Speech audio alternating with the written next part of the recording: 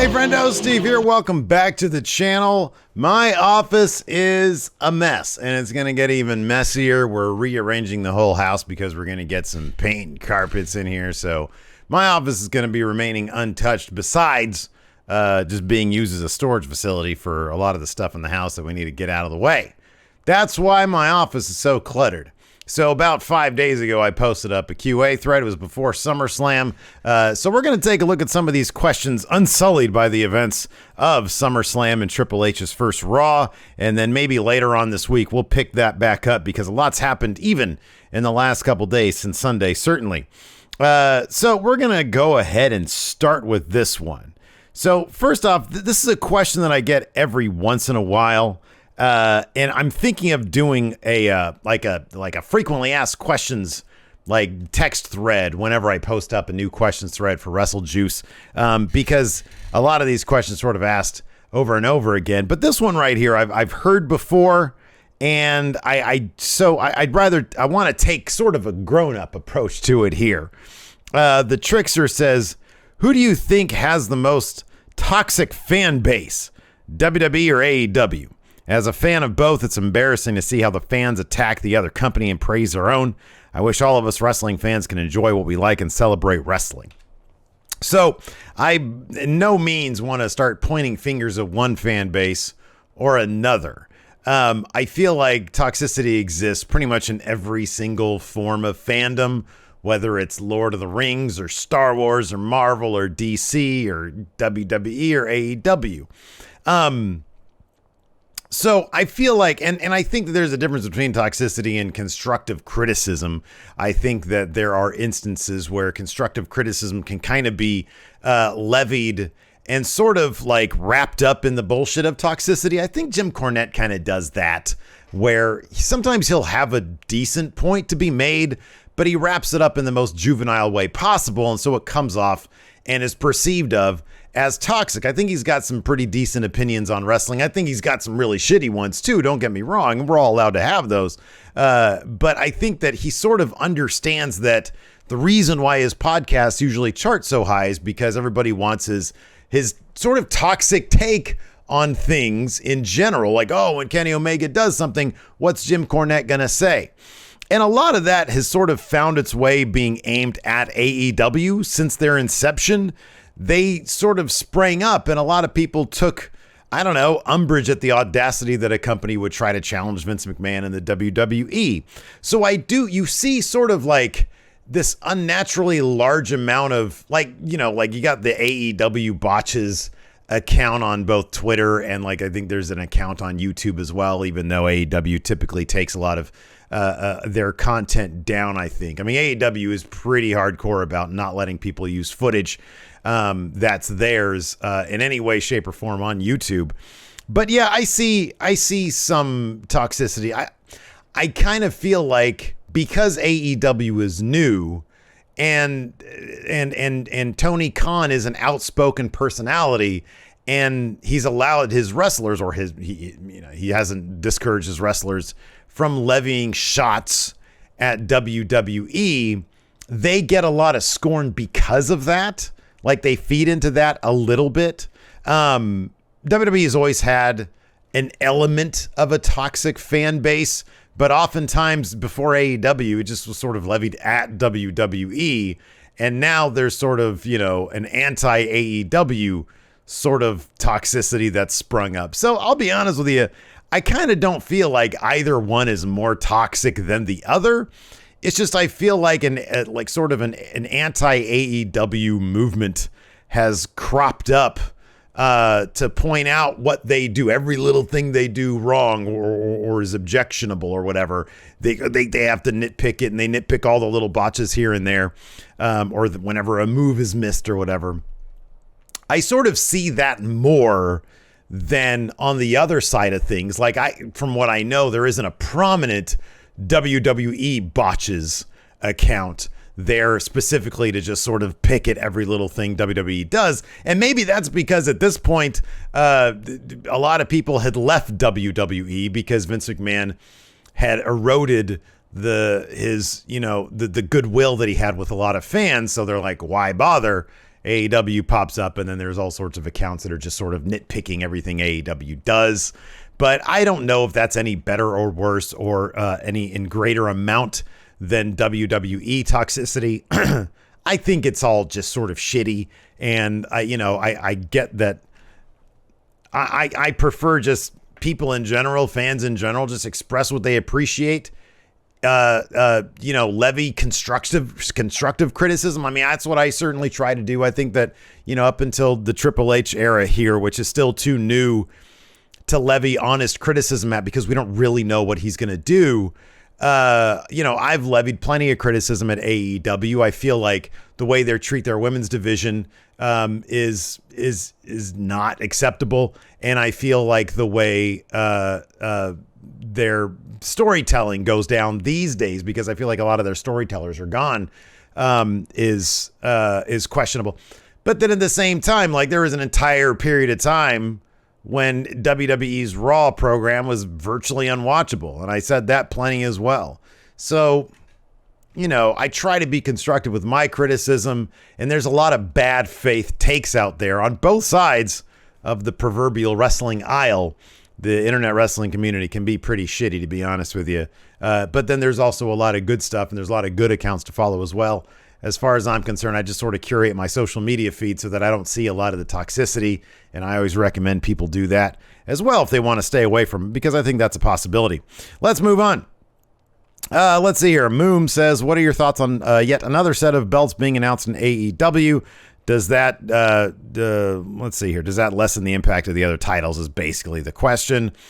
I don't know. Again, I sort of feel like over the past 6 months or so, or basically since Punk went out. So what was that pay-per-view? Double or Nothing, I guess, is when he won that, right? Is that what happened? Yeah.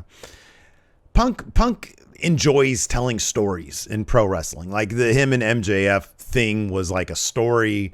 Him and Hangman, they tried to make a story out of it where there's a couple twists and turns. Hangman had a whole 2-year story leading up to him winning the title. Kenny Omega was a story guy. They're all gone for various reasons. I mean, mainly injuries, exclusively injuries. Another big story guy was Cody, and then MJF. MJF was a big story guy. Whenever you think of MJF and his feuds, they're very story oriented. It's not just, hey, I want to be the best. No, I want to be the best. Let's have a match. These guys are all about telling stories. Like hell, MJF and Chris Jericho, another storyteller, had a whole musical number a couple of years ago. I mean, that was definitely something else. And I feel like because some of the storytellers are gone, due to injury, and what can you do about that? Tony Khan is sort of left with nothing else besides, hey, you go after title, you go after title, you go after title. It's something for people to do. I don't necessarily mind it. Does it devalue the other titles? I feel like stories, or lack thereof, value or devalue titles. I thought for the longest time, Cody did a pretty good job with the TNT title, trying to tell stories with that, with back when Brody Lee had it. And I feel like Kenny Omega had a good story going with his title. I feel like Britt Baker had some good stories going with her title, but now Thunder Rosa has it, and it's kind of not doing a whole lot. Now Jade has a decent story with her and the baddies and Athena and Chris Statlander. I think that's all right stuff. So I think it all just matters with what they're doing. That's why I think Tony Khan probably could use some creative help up at the top, maybe some people to craft some stories for the wrestlers to then go and play out on the television. So I don't think it's the amount of titles. I think it's what they do with them. Brandon Will Win says, we've had Kofi, we've had Big E. With all the creative changes we're now potentially facing in the coming years, do you see a future where we ever get an Xavier Woods WWE World Championship reign? And how would you book it? I find it pretty unlikely. Although maybe if they split the titles, it's more of a possibility. But I kind of feel like they shouldn't do that. I feel like they should just merge them into one big title. I feel like he had an opportunity back when around the era when Big E had it like a year ago, because he had the split titles. These days, though, the world title is rarefied air. That's why I think they made an effort on Raw this past week to elevate the U.S. title. They're going to focus on elevating the mid-card titles. And I think Woods has an opportunity at that. But even those, I think, are going to be sort of for the bigger headlining names. But look, I'd love to see it. I love Xavier Woods. I think he's terrific. I think he's everything you want in a world champion. But I just don't know if that's in the cards for him. He got his King of the Ring win. He always really, really wanted that, and he got that, and he ran with it. I thought it was awesome. So yeah, I think that's a pretty solid win for him. That dude's had a career that anybody would be happy with, even if they had a tenth of what he's done. Doug Jackson says, what 10 superstars currently on WWE's main roster do you think will be affected most negatively in a Triple H run creative system? I believe I'm not mistaken. Me and Larson did a video on that. I'll post the link to it right up here, where we talk about that. But essentially the list goes something like this: Miz, Amos, Baron Corbin, maybe. Those are three names that come sort of off the top of my head. I feel like people who really can't prove themselves out, I'm talking about Amos right now, people who really can't prove themselves out in the ring probably are going to have a hard time finding their way in a Triple H system. The 24/7 title hasn't been seen since then, so you got to figure, unless he sort of reimagines Tozawa to be the awesome wrestler that he is, and I hope they do that, Tamina, Dana Brooke, they're currently in the 24/7 division. Hopefully Triple H can find new ways to use them, whether it's through factions or whatever. But I don't see the 24/7 division doing much of anything. So yeah, probably there's a good smattering of wrestlers for you that might have to find a different path to getting on TV. Luke Crowther says, my question is in relation to in-ring moves in the future. A lot of wrestlers nowadays are more athletic, flippy, and gravity-defying than ever before. Do you see the next generations of wrestlers improving on this, or have we peaked with in-ring ability? I actually see two separate things happening. I think there are more athletic, flippy, and gravity-defying wrestlers. I also think there's also been an emphasis on amateur wrestlers as well. Like you see the Creed brothers in NXT coming up. You see... what's his name? Gable Stevenson's brother.